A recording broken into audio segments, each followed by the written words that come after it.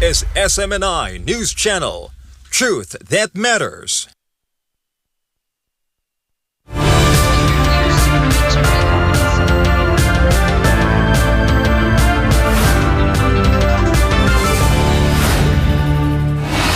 In the headlines, first in the Caribbean, the Pentagon launches Operation Southern Spear, reporting 82 alleged narco-terrorists killed in surge of U.S. strikes. Officials insist the campaign targets drug networks and reject claims of unlawful attacks.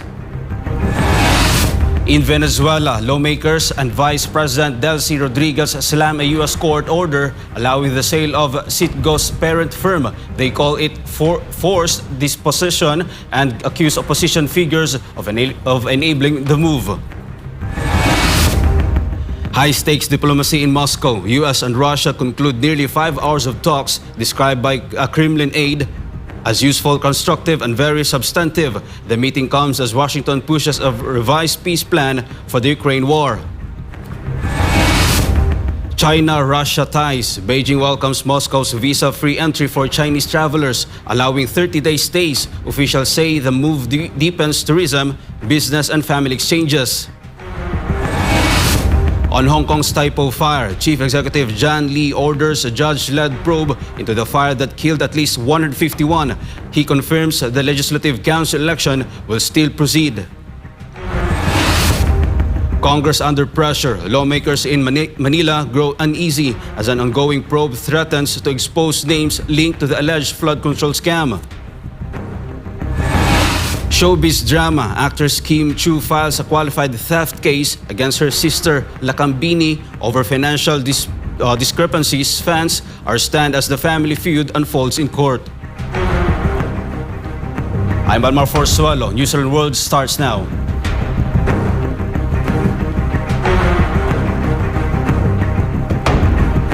Lawmakers in the National Assembly and Vice President Delcy Rodriguez condemned the ruling from U.S. court authorizing the sale of CITGO's parent company, calling it a forced disposition and accusing opposition figures of aiding the process. This report from Jane Cudnita.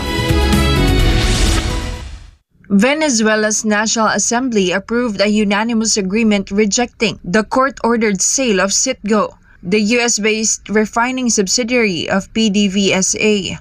Deputies gathered in a plenary session in Caracas and presented investigation documents alleging that U.S. authorities and opposition groups facilitated the company's seizure. Una propuesta de acuerdo trae el rechazo de todo un pueblo, del Estado venezolano, del gobierno a lo que es el expolio de la empresa venezolana CITGO por parte del gobierno estadounidense y sectores de la derecha fascista nacional. Infante linked the dispute to the period coinciding with U.S. President Donald Trump's first term and Venezuela's then opposition-controlled parliament. At a separate press conference, Vice President Delcy Rodriguez issued a strong denunciation of the U.S. court ruling, calling the process a vulgar and barbaric dispossession and insisting Venezuela and PDVSA were excluded from defending themselves.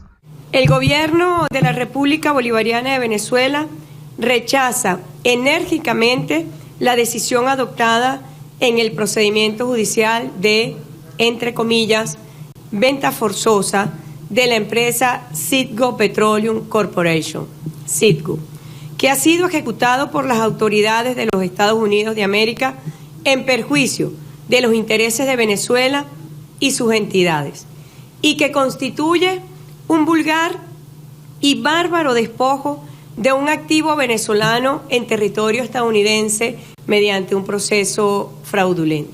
She added that the government will pursue all legal avenues to hold those responsible accountable, including international players she claims supported the sale. CITGO, acquired in the 1990s, operates major refineries in the United States and is considered one of Venezuela's most valuable foreign assets.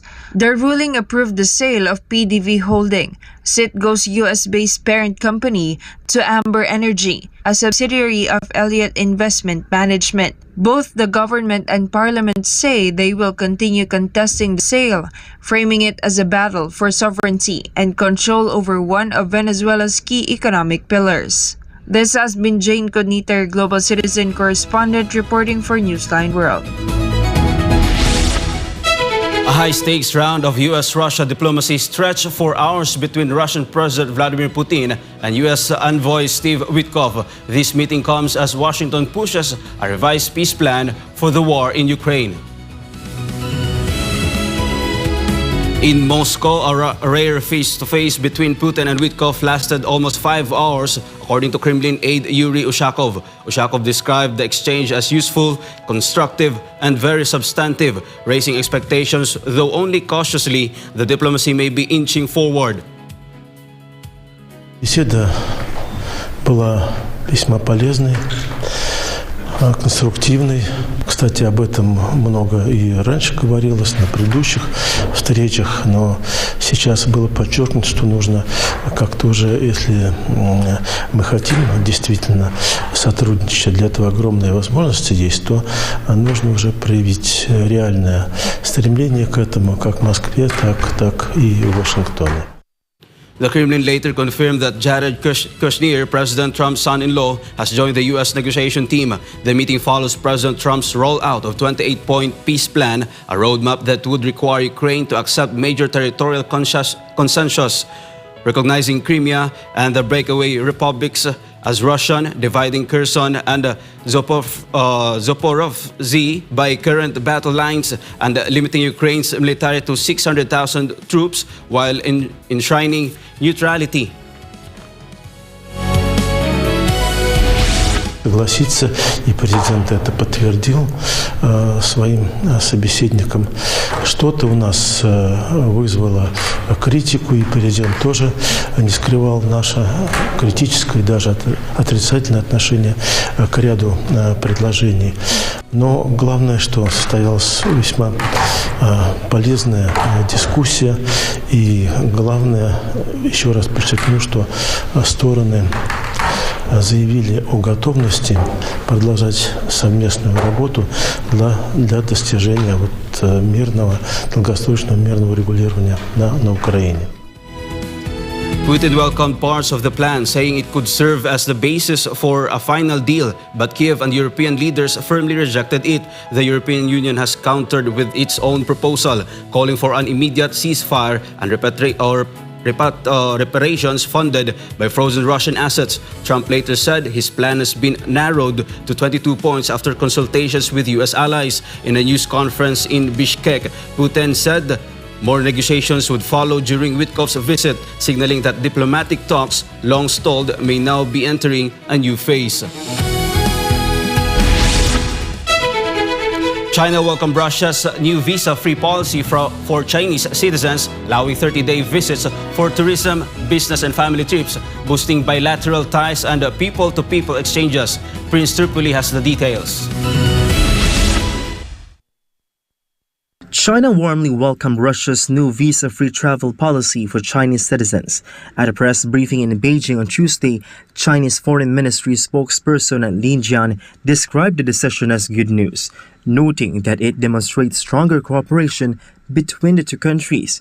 According to the decree signed by Russian President Vladimir Putin, Chinese citizens will be granted visa-free entry to Russia for up to 30 days for tourism, business, family visits, and cultural activities. This mirrors the visa-free policy that China first granted to Russian citizens in September. 你提到的是一个好消息，中俄实现互免签证是两国政府和人民又一次的双向奔赴。相信呢，这将进一步的增进两国人民的友好，促进各领域的交流合作。我们真诚的欢迎更多的俄罗斯朋友利用免签政策来一次说走就走的中国游，也期待中国公民用好免签政策，开启美好的俄罗斯之行。 Lin encouraged more Russian tourists to visit China and reminded Chinese citizens to also take advantage of the opportunity to travel to Russia. Meanwhile, passenger activity at Beijing Capital International Airport was lively on Tuesday, following the official implementation of the reciprocal visa-free policy between China and Russia.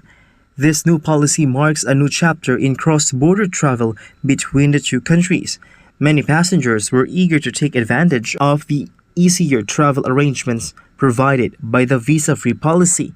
Travelers expressed support for the policy. 这个免签政策不但是对我们两国的关系，还有经济啊，还有我们的旅游啊、行业啊，会有个很大的发展，非常好的一个政策。感谢普京总统能够特别快的，就是再一次的提高这个速度。然后这次免签之后，我公司的同事以及对我的个人出行都带来了极大的便利。至少到明年9月14号之前，我不用再像之前一样申请我的商务或者是我的3年的这个工签去，这手续上便捷了很多。我认为这个是整体来说是一个非常利好的一个消息。The policy expected to bring significant benefits to people-to-people exchanges, particularly in the tourism sector, which is likely to be the first to experience growth. Reporting for Newsline World, this has been Prince Tripoli, SMNA News. Up next on Hong Kong's Taipo Fire, Chief Executive John Lee orders a judge-led probe into the fire that killed at least 151. He confirms that the Legislative Council election will still proceed. And Congress under pressure. Lawmakers in Manila grow uneasy as ongoing probe threatens to expose names linked to the alleged flood control scam. More news when Newsline World returns.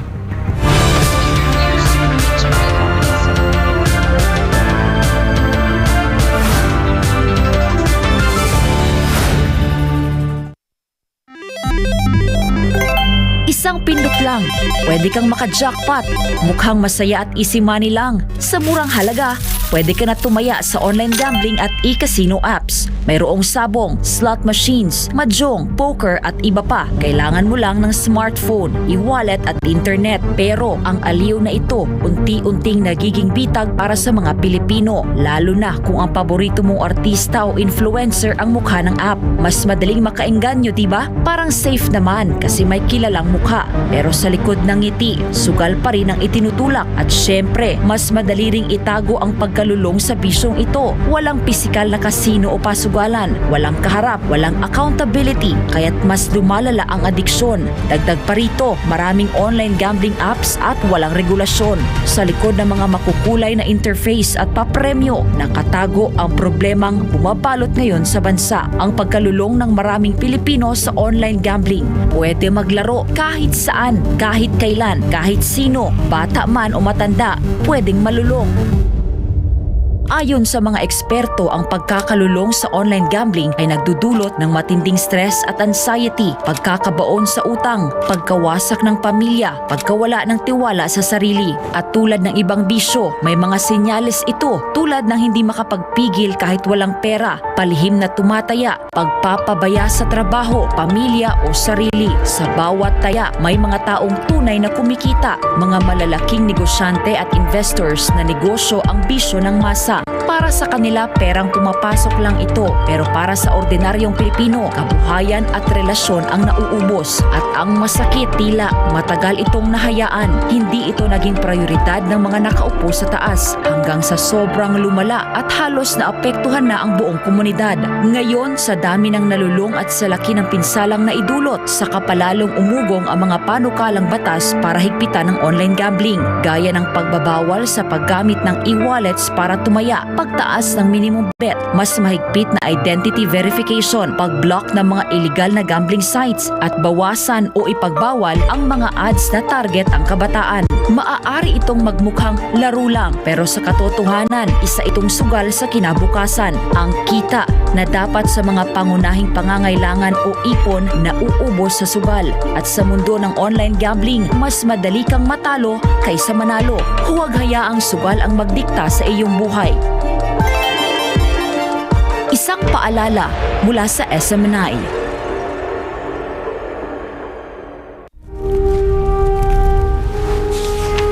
Pasasaan pa ang kalayaan kung ang mga alipin ngayon ay sila din naman mang-aalipin bukas.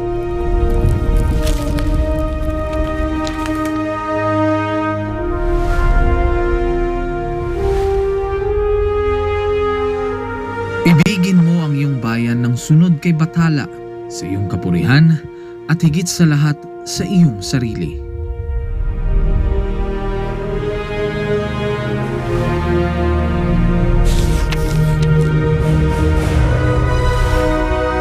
Hindi natin mapapalaya ang ating mga sarili maliban kung sumulong tayo na nagkakaisa sa iisang hangarin. Ang tunay na makabayan ay ang tumutupad ng pagpapabuti ng kanyang mga kapwa, gaano man kaaba ang kanyang katungkulan. Naway magsilbing paalala ang kanilang mga salita upang lalo nating mahalin at tapat na paglingkuran ang minamahal nating inang bayan.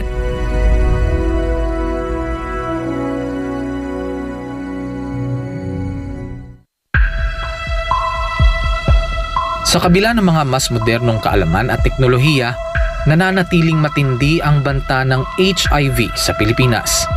Pero gaano nga ba kalala ang sitwasyon? Ang HIV o Human Immunodeficiency Virus ay isang sakit na sumisira sa immune system ng katawan. Ngunit tandaan, hindi ito nakukuha sa simpleng pakikisalamuha. Hindi mo agad mararamdaman, pero unti-unti nitong pinapahina ang katawan. At kapag hindi naagapan, humahantong ito sa AIDS, ang huling yugto na impeksyon, kung saan halos wala ng panlaban ng katawan laban sa sakit. Patuloy na dumadami ang kaso ng sakit na ito sa Pilipinas. Isang nakababahalang pagtaas.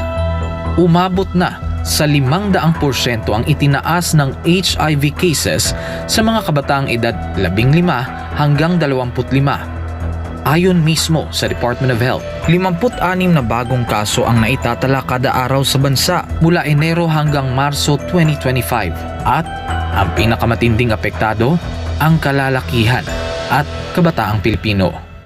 Dahil dito, ang Pilipinas na ngayon ang may pinakamataas na bilang ng bagong kaso ng HIV sa buong Western Pacific region.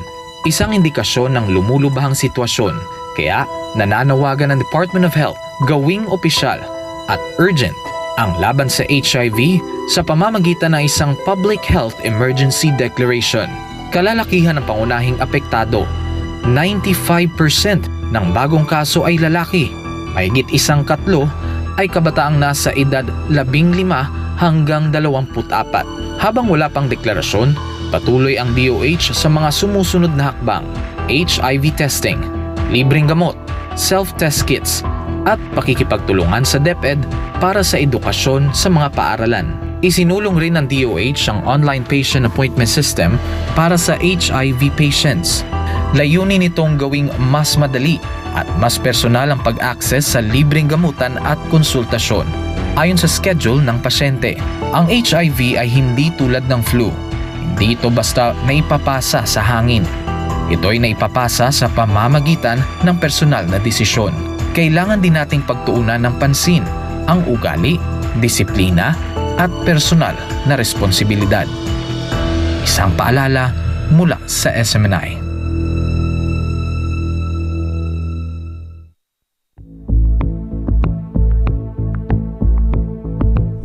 Ikaw ba ay namomroblema sa taas ng electric bill buwan-buwan? Huwag mag-alala, narito ang ilang paraan upang makatipid sa kuryente. Patayin ang mga ilaw at appliances kapag hindi ginagamit. Sa halip ay gumamit ng natural na liwanag upang makatipid sa kuryente. Tanggalin sa saksakan ang mga appliances kung hindi ginagamit. Iwasan ang paggamit ng maraming appliances ng sabay-sabay.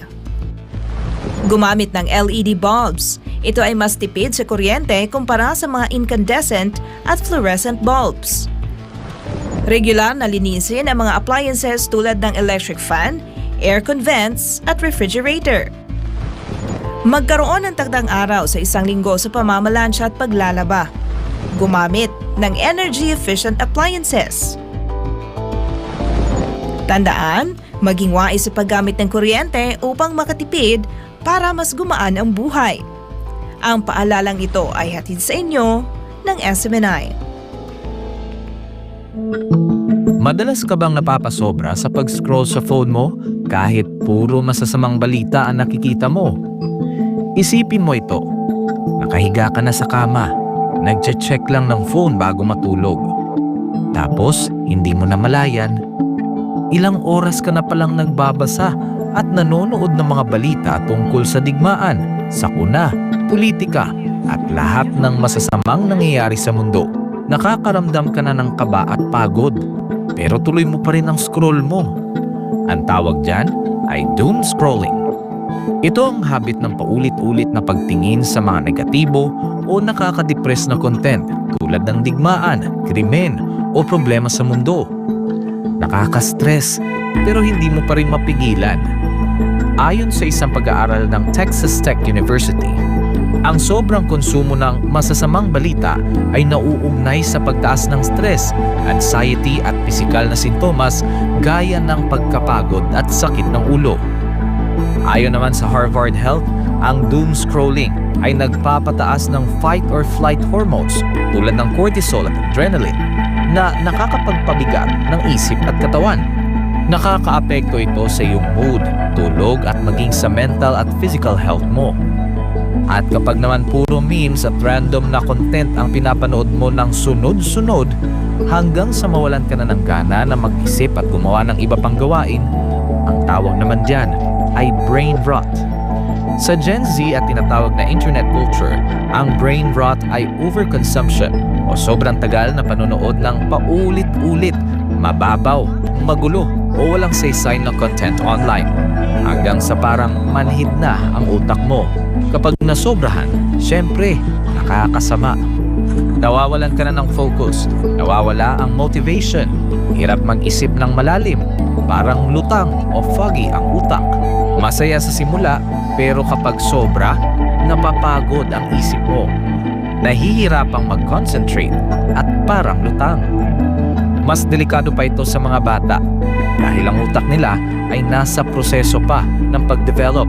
Kaya mas malakas ang epekto ng doom scrolling at brain rot sa kanila. Maaaring makaapekto sa pag-aaral, pag-iisip at pakikitungo sa iba. Ang higit sa 4 na oras ng screen time araw-araw sa mga kabataan ay konektado sa 35 to 88% na mas mataas na posibilidad ng depresyon, anxiety at stress. Base ito sa isang malawakang pag-aaral sa Brazil. Kaya, maging balanse. Magpahinga sa screen, magbasa, makipagkwentuhan, magdasal, maging present lagi. Alagaan ang iyong isipan. Kung anong itinatanim sa isipan mo, yun ang lalago.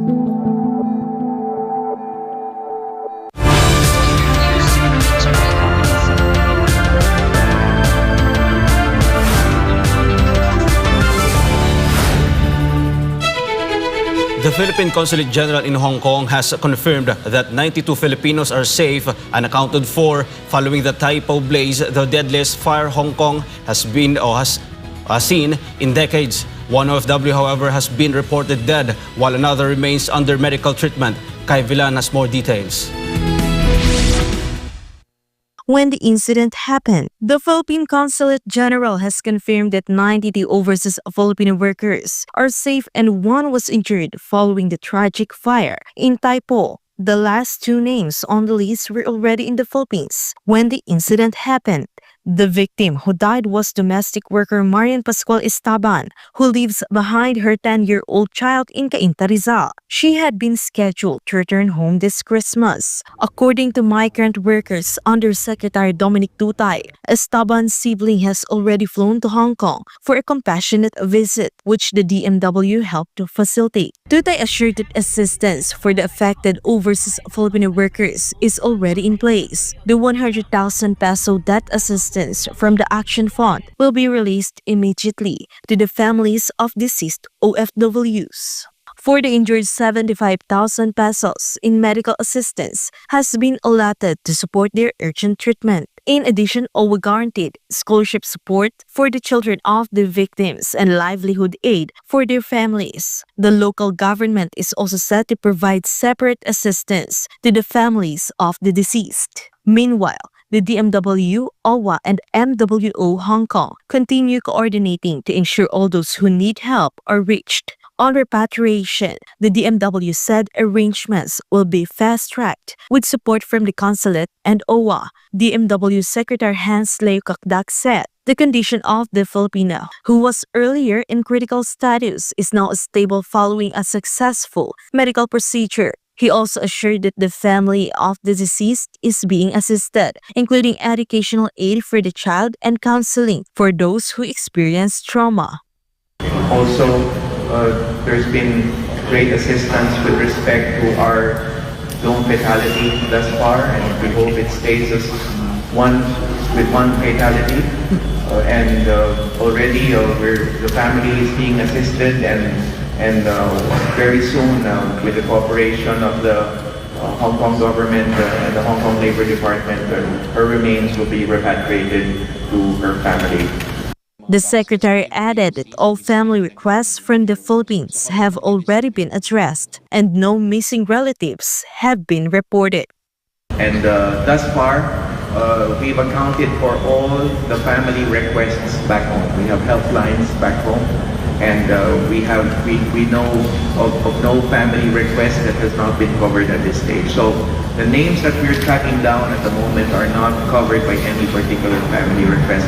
For God and my beloved country, the Philippines, Sky Villan, SMNI News.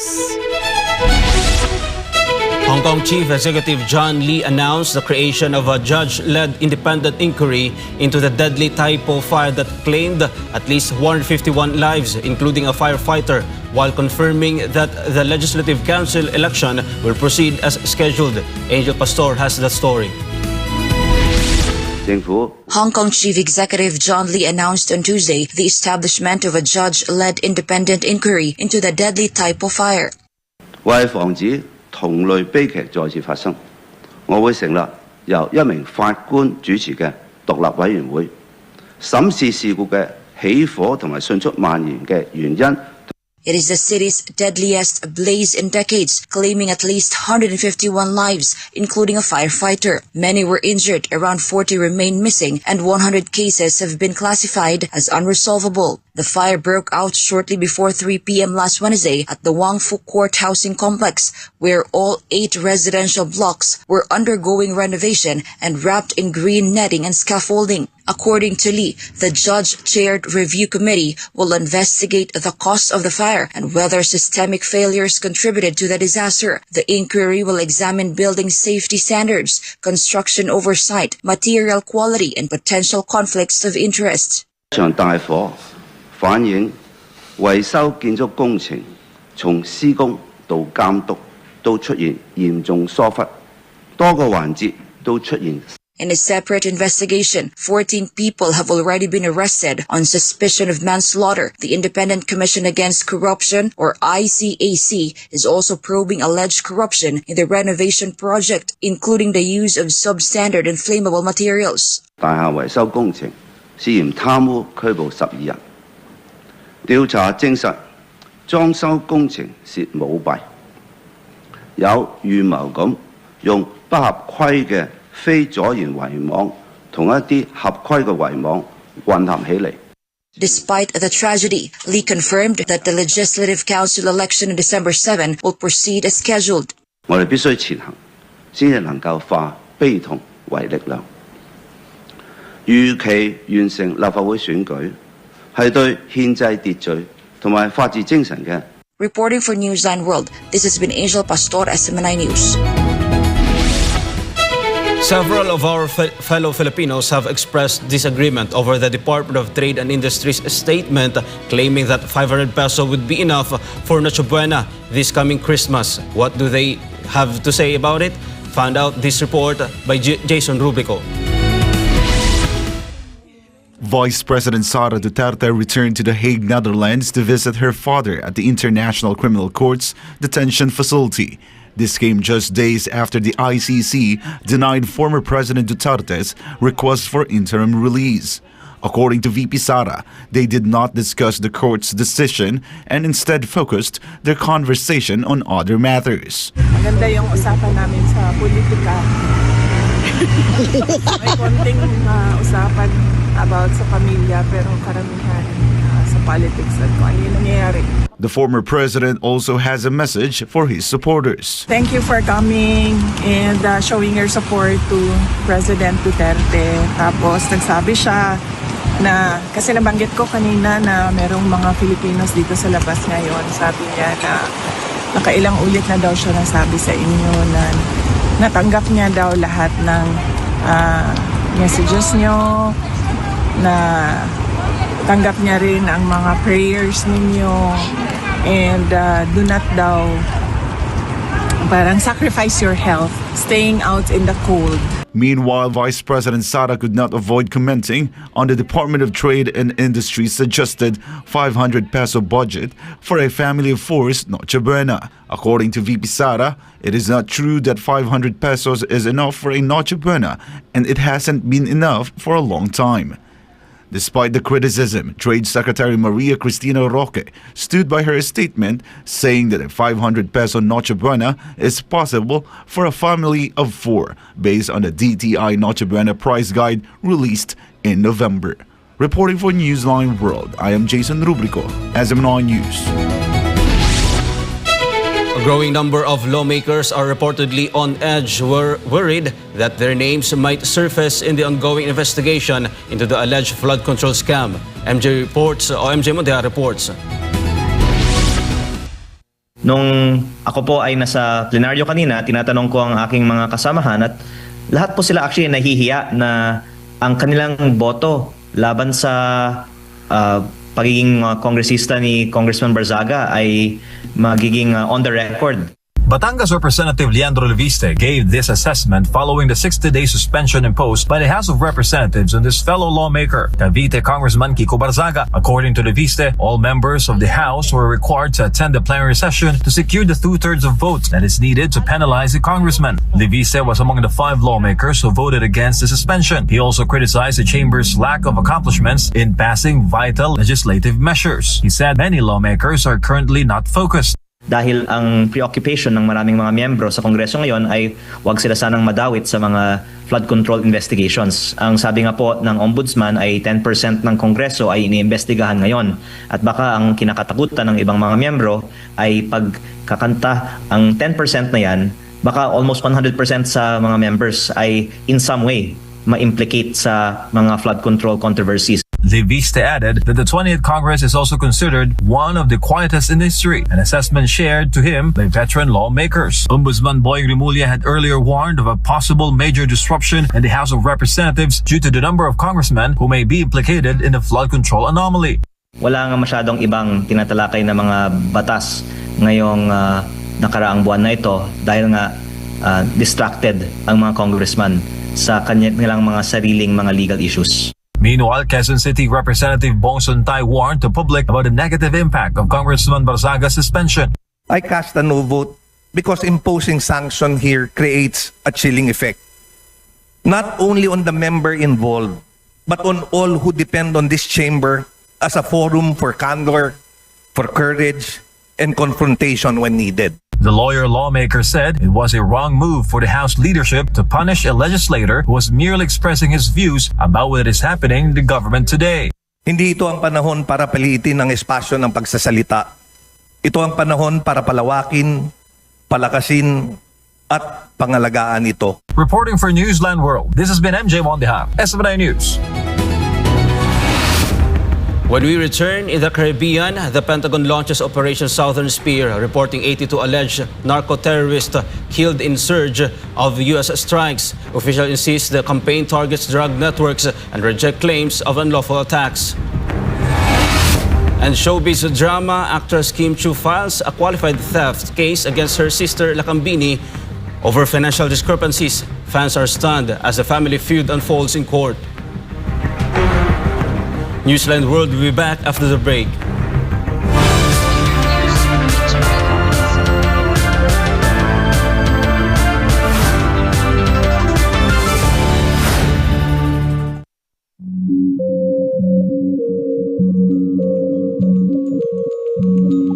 Sa panahon ng tag-ulan, hindi lang baha at ulan ang dapat bantayan, kundi pati na rin mga sakit na pwedeng makahawa.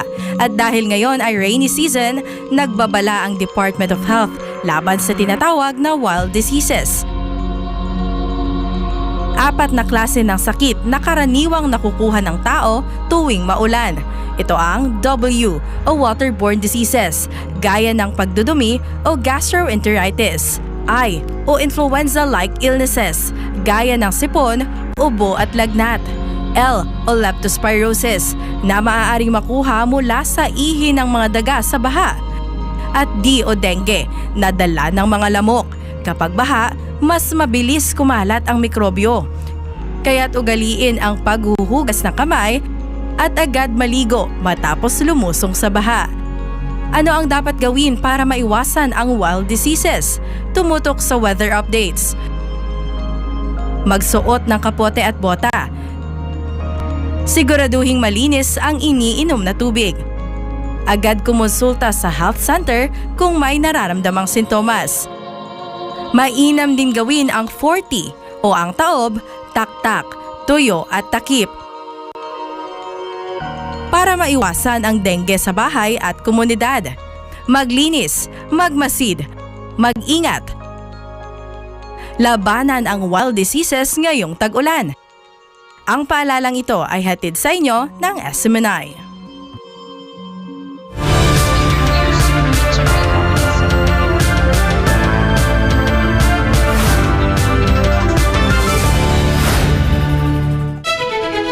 The Pentagon is reporting a wave of U.S. strikes in the Caribbean with 82 alleged narco-terrorists killed under Operation Southern Spear.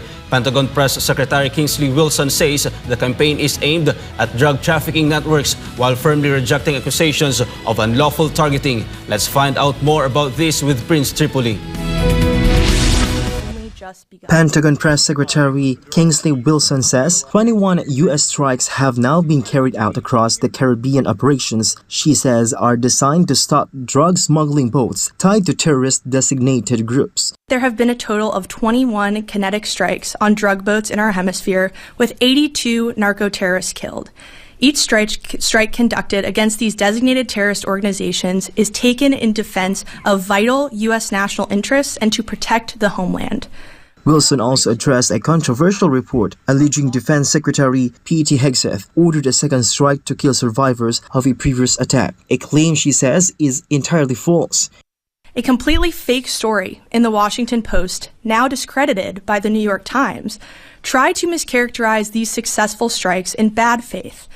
It was an attempt to damage the secretary and the president, and the people saw through it. The phony Washington Post story even attributed statements to the secretary that were totally fabricated. He never said them. The Pentagon spokesperson insisted everyone on the targeted vessels were verified narco-terrorists, saying each strike prevents mass casualties in the United States and that the operation is only gaining momentum. This department will defend our homeland. This is not a catchphrase, it is a commitment. And as the secretary said, when it comes to killing narco-terrorists, we have only just begun. Every single boat that we strike saves 25,000 American lives. That is a crucial mission to protecting the homeland, and we're proud to be a part of it. Wilson also hit back at criticism from Democratic Senator Mark Kelly, who appeared in a video suggesting U.S. troops could face future prosecution for following President Trump's orders. She accused Kelly of undermining military trust and of making a dangerous comparison. I would just add that this despicable video that Mark Kelly participated in with the Seditious Six was a politically motivated influence operation that was an attempt to undermine the chain of command, to sow distrust and division in our armed forces. He even called our troops and likened them to those of the Russian military. This is totally disgraceful from an elected official, and the department takes it very seriously. The remarks follow the release of a 90-minute video by 6 Democratic lawmakers urging military personnel that they can and even must refuse an unlawful orders. Reporting for Newsline World, this has been Prince Tripoli, SMNI News.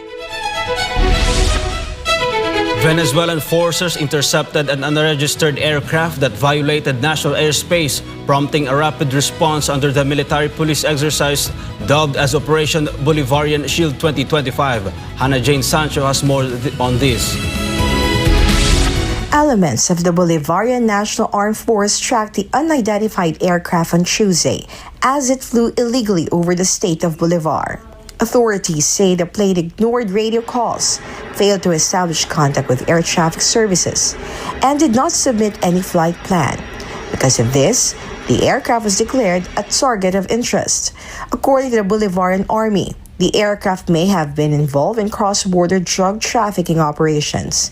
Commanders ordered its interception and immobilization as part of the ongoing efforts to secure Venezuelan airspace. The white aircraft was ultimately intercepted in Pedro Camejo municipality in Apure after its detection in Bolivar. No individuals were detained at the scene. So far this year, Venezuelan authorities have intercepted 27 aircraft with more than 400 rendered inoperable since the passage of the National Airspace Defense Law. Reporting for Newsline World, this has been Hannah Jane Sancho, SM9 News. Laos staged one of its largest national celebrations in decades on Tuesday as the country marked the 50th anniversary of the Lao People's Democratic Republic with a massive military and public security parade at that Luang Square in Vientiane. Jane Cudita tells us more. Thousands of troops from the Lao People's Army and Public Security Forces marched in formation through Tat Luang Square. Crowds filled the plaza, waving flags and cheering as army, police, and special forces units passed by. Contingents from ministries, state agencies, mass organizations, and Lao ethnic minority groups also joined the procession. Local media described the event as one of the most elaborate parades organized by the country in years. The event was led by Lao President and LPRP General Secretary Tonglun Sisulith, joined by senior party and government leaders. Foreign dignitaries were also present, including Vietnamese General Secretary To Lam and delegations from China, Cuba, Russia, and Cambodia. Officials highlighted the anniversary as a symbol of national unity and the country's progress since the end of the monarchy in 1975. The parade followed weeks of large-scale rehearsals by the Lao People's Army. Cultural events and friendship programs were held across Vientiane ahead of the celebration, including a Laos-Vietnam cultural performance. A drone and fireworks show was scheduled for the evening, closing the day-long national commemoration. Laos marked its 50th founding anniversary with displays of unity, tradition, and military strength, reflecting 5 decades of the Lao PDR and its vision for the years ahead. This has been Jane Cudita, your Global Citizen correspondent, reporting for Newsline World.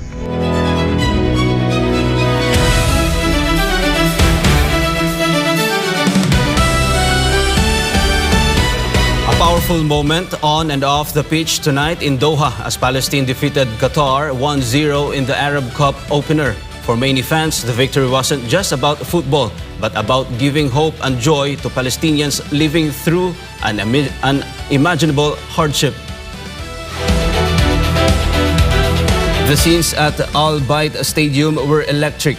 Fans waving flags, families from across the Arab world gathering to witness Palestine's return to the Arab Cup. The match itself was tense until the final seconds. Then, in stoppage time, Qatar's Sultan Al Break turned the ball into his own goal, handing Palestine a dramatic 1-0 victory. For Palestinian fans, the emotions ran deeper than sport. This is Palestine's first Arab Cup appearance since the Gaza ceasefire, competing in Group A with Qatar, Syria, and Tunisia.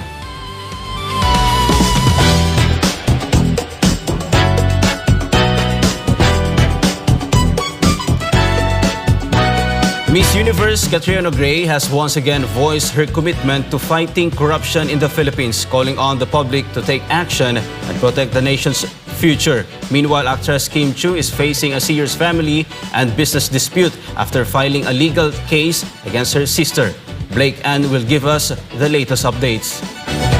Miss Universe 2018 Catriona Gray once again showed her commitment to fighting corruption in the country. After speaking at the Trillion Peso March on November 30, she also used her social media to call for action. In her Instagram post on Monday, Gray lamented about the corruption in the Philippines. She emphasized that it's not only money that has been taken, but also the future of the nation's children. She also pointed out the lack of justice despite the outcry of the Filipino people. Catriona Gray is calling on the public to take action and stand firm in order to finally fight corruption and protect the future of the next generations. Meanwhile, actress Chiu is suing her sister Chiu for qualified theft after discovering alleged significant financial discrepancies in their shared business. In a statement on Tuesday, Kim said that taking legal action was one of the most difficult decisions of her life. She explained that many know how she built her business through hard work, passion, and trust in the people she loves. Unfortunately, she discovered that a substantial portion of their business assets had gone missing. As a result, she felt compelled to take formal action to protect not only her company, but also the livelihoods of the people who work with her. Kim added that while this is a personal matter, it has now entered the legal process. She said she chose to be transparent, responsible, and accountable not only for herself, but also for the brand and community that have supported her from the very beginning. According to her lawyer, Sailin Dolor, attempts to resolve the issue privately were unsuccessful. Dolor also confirmed that Lakambini was involved in the management of the business. Rumors of a rift between the sisters began in August when netizens noticed they had unfollowed each other in Instagram. Lakambini has yet to respond to media inquiries. Kim is asking the public for understanding and respect as her family navigates this difficult chapter. She remains focused on her work and the continued growth of her business. And that's all for now. I'm Blake Ann, bringing you the latest showbiz. And before we end, may you be inspired with the words of the sun.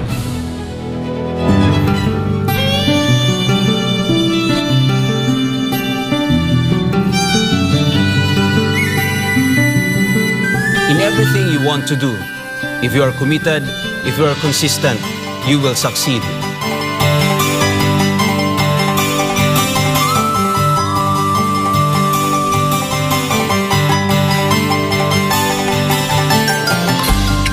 And for our Christmas countdown, only 22 days to go before Christmas.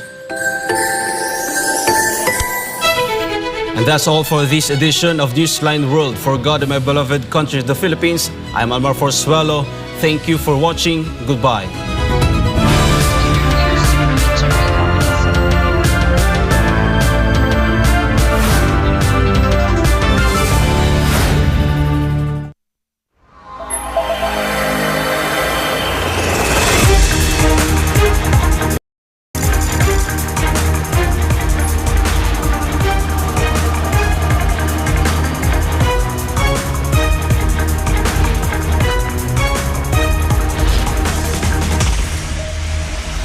This is SMNI News Channel.